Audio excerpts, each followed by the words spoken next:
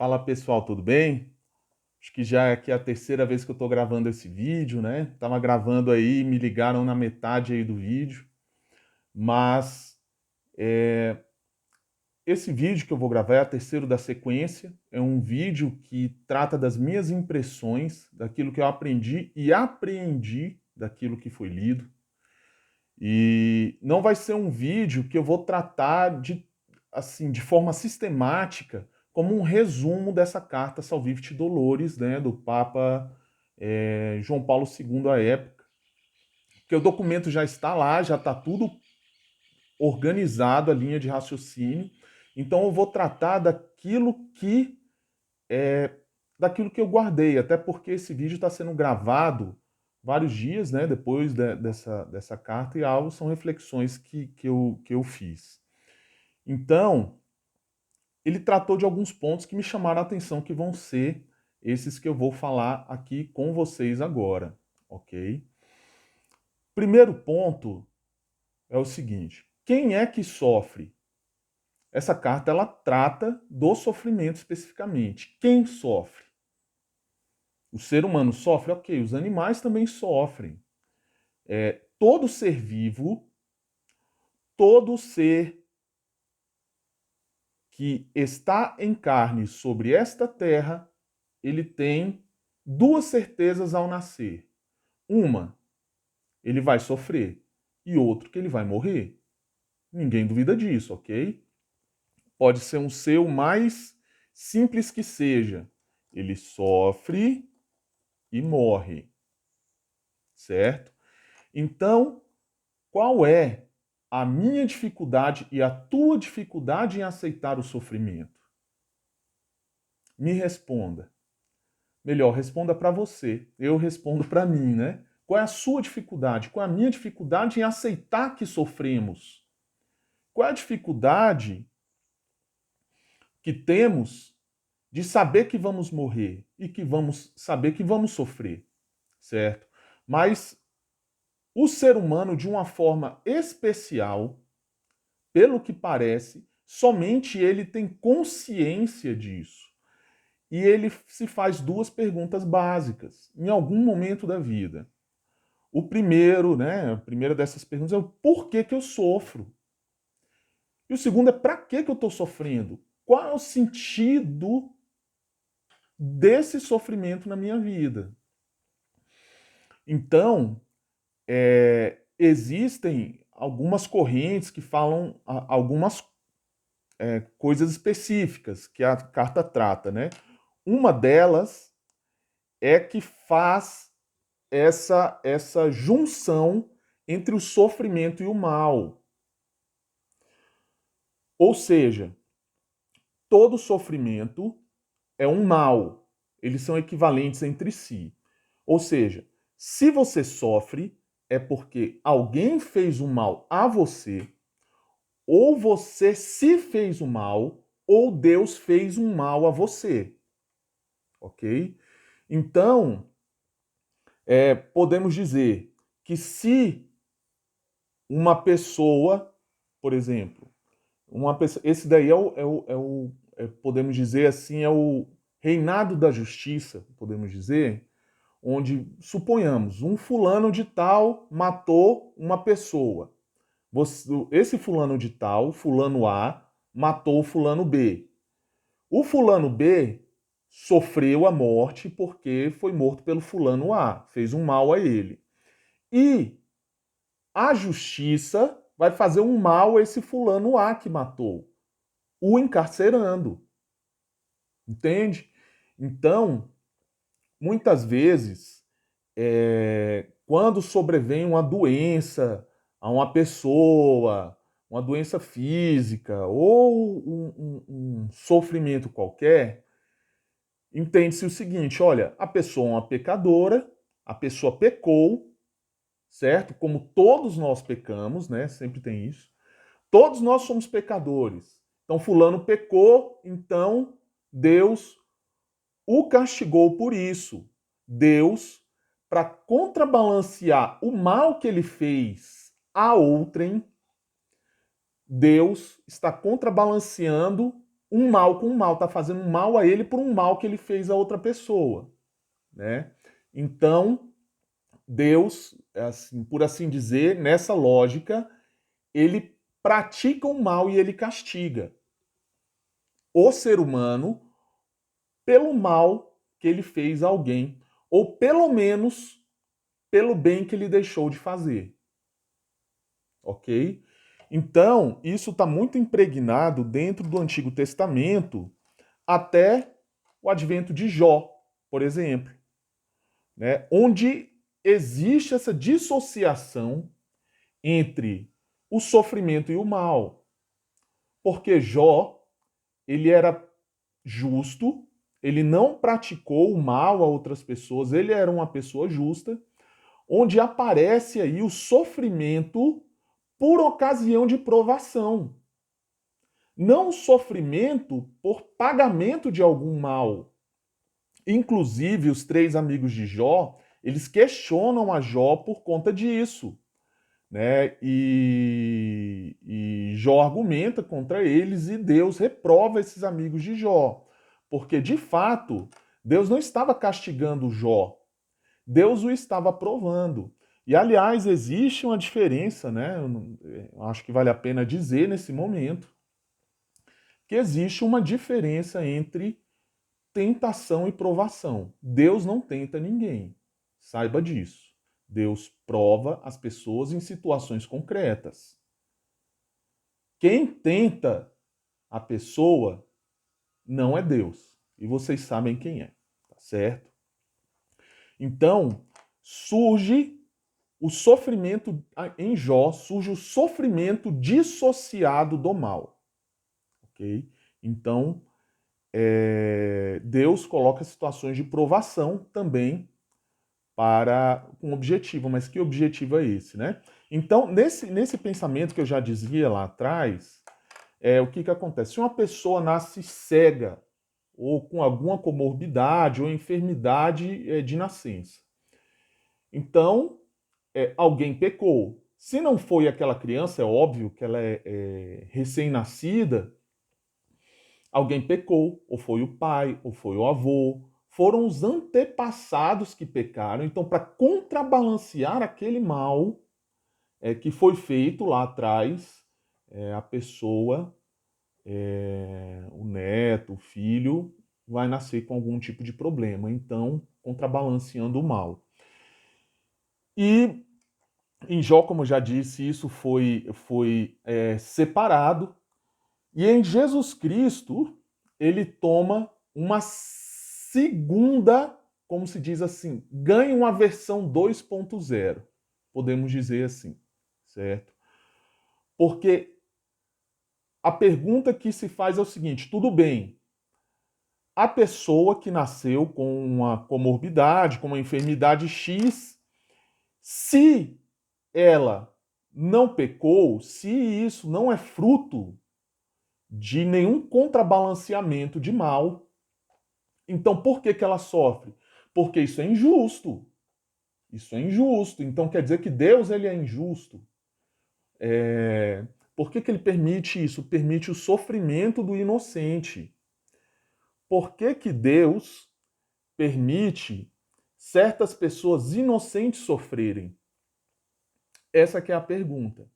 Então, em Jesus Cristo, enquanto ele pisava essa terra, questionaram ele quanto a isso. Olha, fulano de tal nasceu com a comorbidade tal, e quem é que pecou? Foi ele ou foram os pais dele? E Jesus Cristo falou: se não foi ele nem os pais dele, mas ele nasceu dessa forma para que seja, não são essas palavras, eu não vou lembrar, não sou de ficar gravando palavras específicas, eu estou lembrando isso de cabeça, isso é improviso.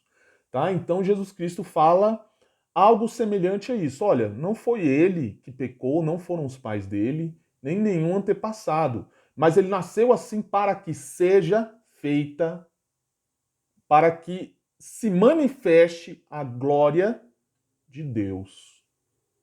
Certo? Então a pergunta fica no ar.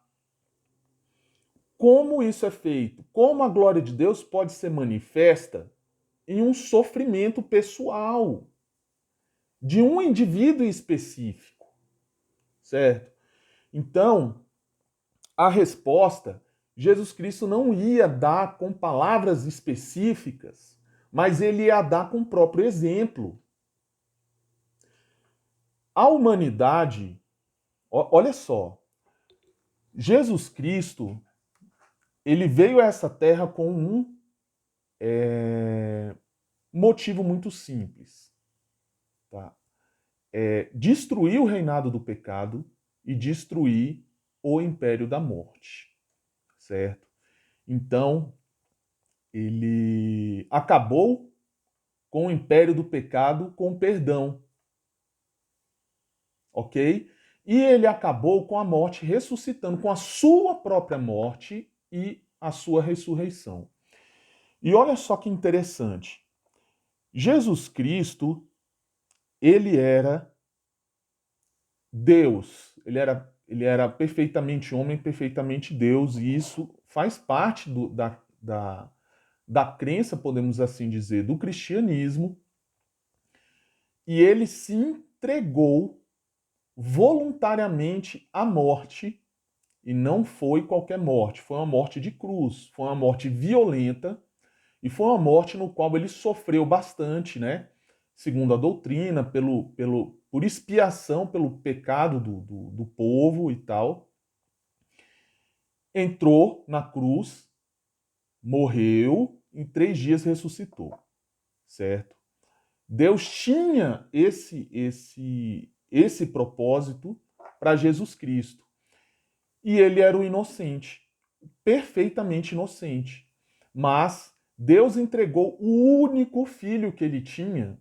Você imagina você, eu tenho um filho só, né? Imagina entregar um filho, o meu filho, à morte, podemos dizer assim, para redimir os pecados de uma cadeia inteira.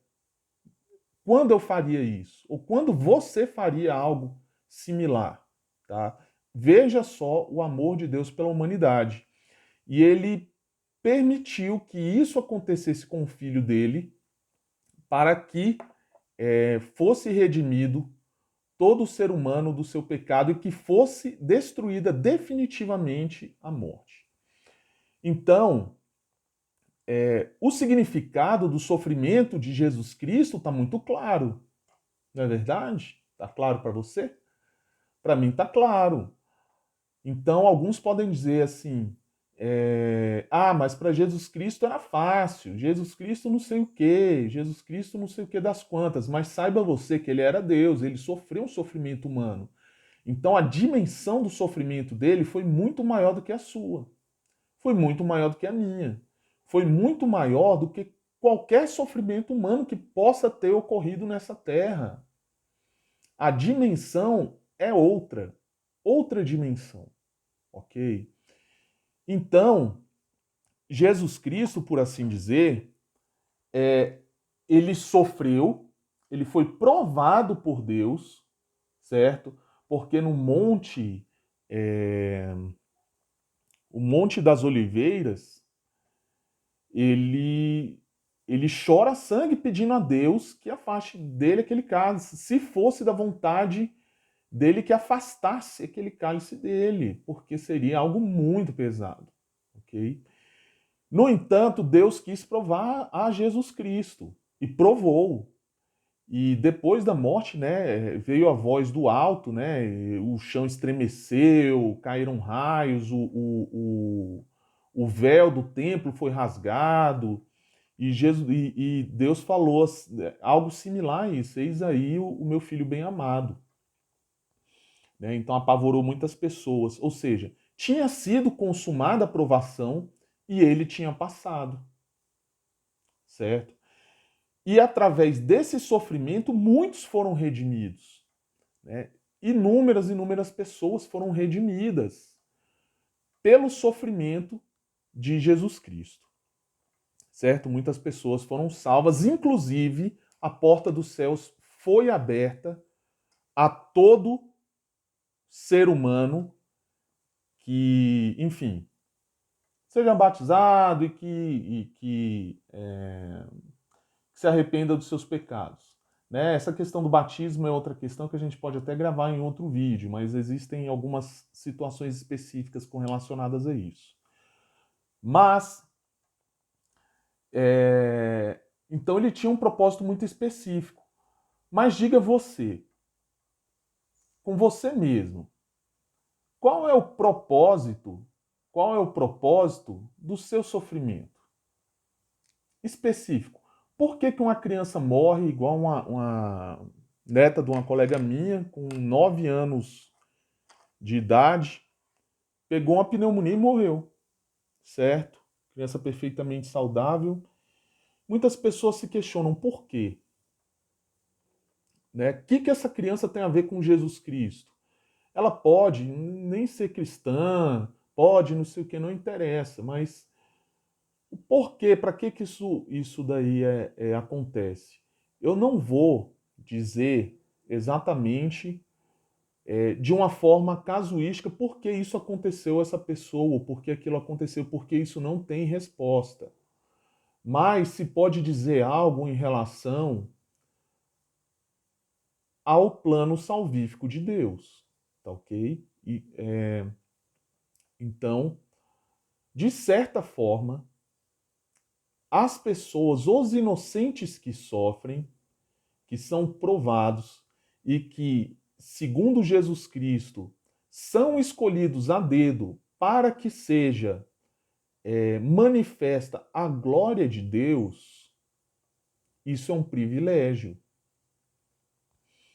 Porque essas pessoas são chamadas ou escolhidas ou selecionadas ou, segundo a terminologia, são o resto de Israel, selecionados a participar, a serem partícipes do sofrimento, morte e ressurreição de nosso Senhor Jesus Cristo. Para que completarem, em certo modo, a obra salvífica de Deus na terra no tempo presente. Como assim, Rafael? Você está falando que a obra de Jesus Cristo está incompleta? Não, ela é completa e ela tem os efeitos necessários. No entanto, o ser humano, como igreja, ele completa essa obra sim. Isso é óbvio. Ah, Rafael, você está me confundindo, eu vou te dizer. Agora, pelo menos foi o que eu entendi. Se eu estiver falando besteira, você comenta ou manda um WhatsApp, um direct, que seja. Mas vê se não faz sentido. Vê se não faz sentido. Eu posso, em qualquer momento, cara, falar minha vida inteira. Eu posso gravar 1000 vídeos sobre a respeito disso daqui. Isso não convence. As palavras em si, elas podem até convencer, mas o exemplo ele arrasta. Eu posso falar uma série de situações, certo? Mas no momento em que eu esteja sofrendo, ou tu esteja sofrendo, ou um terceiro esteja sofrendo, e numa situação específica X, você, tu e eu nos questionamos. Fala, olha, poxa, aquele fulano está sofrendo tanto, se fosse eu já tinha largado os pontos. E naquele momento específico de fraqueza, você percebe que aquele fulano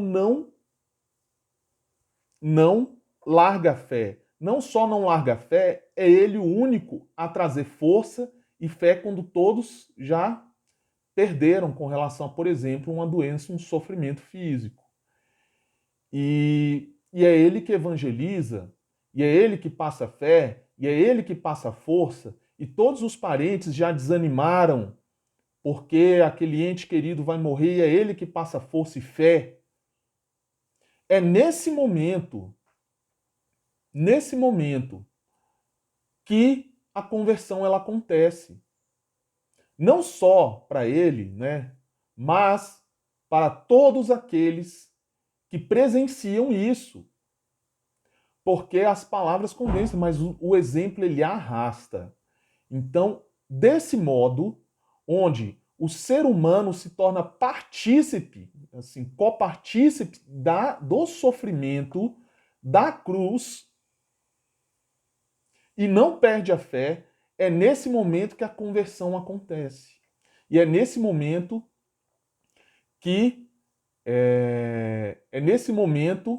que essa palavra do sofrimento de Jesus, ela se torna um memorial na tua vida e na minha vida. E se torna carne. Então, nesse sentido, através do sofrimento, através da cruz, é que nós completamos a obra de Jesus Cristo atualizada ao tempo presente. Ok? Então, e existe também a dinâmica da fraqueza, do sofrimento e da fraqueza. Okay? E em várias passagens bíblicas que eu lembro de cabeça, várias falam assim, olha, Deus não se, no Antigo Testamento, Deus não se compraz, podemos dizer assim, do vigor do cavalo. O que significa isso? Significa que quando você está muito cheio de si próprio, quando você e eu estamos muito cheios de autossuficiência, Deus não pode se manifestar ali. Você sabe onde Deus se manifesta? Comece a observar. Deus se manifesta na fraqueza. É ali que Deus se manifesta e é ali que Deus confunde o sábio deste mundo. Porque o sábio, ele está cheio de técnicas para tudo. Cheio de oratórias, cheio de coisas e de entendimentos e de estudos científicos, e de repente vem uma pessoa completamente desqualificada, no sentido, não é desqualificada no mau sentido pejorativo, não, mas desqualificada no sentido intelectual, cognitivo, ou físico, ou o que quer que seja, tá? Então vem uma pessoa débil, podemos dizer assim, e faz algo que ele, com toda a sua sabedoria, jamais poderia fazer. Então, ele se pergunta, e isso é uma confusão realmente dada por Deus para realmente provar que ele existe. Não só provar que ele existe, mas para que seja realmente manifesta a glória de Deus. Observa, por exemplo, Moisés. Moisés, ele tinha um problema de disfluência. Né? Não só disfluência, mas talvez alguma coisa outra mais aí. Então, ele era gago, podemos dizer. Só que ele não tinha esse problema, não era pouco, era muito. Então, como um homem gago ia guiar sem microfone, sem nada, uma multidão de centenas de milhares de hebreus, tirá-los da escravidão do Egito, guiá-los no deserto por 40 anos a uma terra prometida? Humanamente isso é impossível. No entanto, Deus o escolheu justamente por causa disso, porque ele era um fraco, porque ele era um débil, porque quem iria fazer a obra era ele, não era Moisés. Essa é a verdade. Então, Deus permite o sofrimento para que o ser humano se esvaia dele mesmo, para que seja manifesta a obra de Deus, para que os homens, para que tu e eu possamos olhar para aquele que é débil e falar: isso não é obra deste homem, isso não é obra desta mulher, isso é obra de algo muito superior. Se eu não acredito em Deus, eu não sei o que é. Mas eu sei que tem algo acima. Eu não sei o que é se eu sou ateu. Mas isso é impossível humanamente. E é aí que Deus confunde os sábios. É aí que Deus entra na história concreta de você, de mim. Então, o sofrimento, ele pode ser de várias formas. Pode ser por causa de um pecado, um sofrimento físico, um sofrimento moral. É óbvio que todos nós temos que buscar caminhar em linha reta nos caminhos de Deus, fazendo aquilo que é certo, né? Buscar não o erro, buscar não pecar. Mas Jesus Cristo, ele não veio nessa terra para condenar o ser humano, mas sim salvar através da penitência dos pecados, através da redenção. Pelo que eu entendi, isso para mim ficou óbvio, certo? Arrepende. Me chama essa carta ao arrependimento. Eu não sei se te chama também a isso, mas a mim me chama ao arrependimento, a entender a profundidade do sofrimento de Deus e a profundidade do amor na mesma medida para com você e para comigo. Então, se você sofre hoje, se eu sofro hoje, existe um propósito. Por mais que não seja claro, não importa. Não importa se seu discernimento ele é abalado quanto a isso. Mas saiba o seguinte, que Deus teve um sofrimento imenso por você, ele pagou. Ele pagou com o sangue dele um preço altíssimo pela tua salvação e pela minha salvação. Ele sofreu demais, muito mais do que o seu sofrimento hoje. Sofreu demais. E o amor dele é na mesma medida por você e por mim. Então isso é grandiosíssimo. Saber o quanto Jesus Cristo me ama e quanto ele te ama também. Saiba disso. Coragem. Então, o sofrimento no mundo ele vai existir. Ore todos os dias. Mesmo que você não saiba o motivo, não importa. Se preocupe somente com uma coisa: orar todos os dias. Isso é o mais importante, Padre Pio já falava disso, a importância da oração todos os dias. Não importa a situação que você tenha hoje. Essa é a verdade. Se tua consciência te acusa ou não, não importa.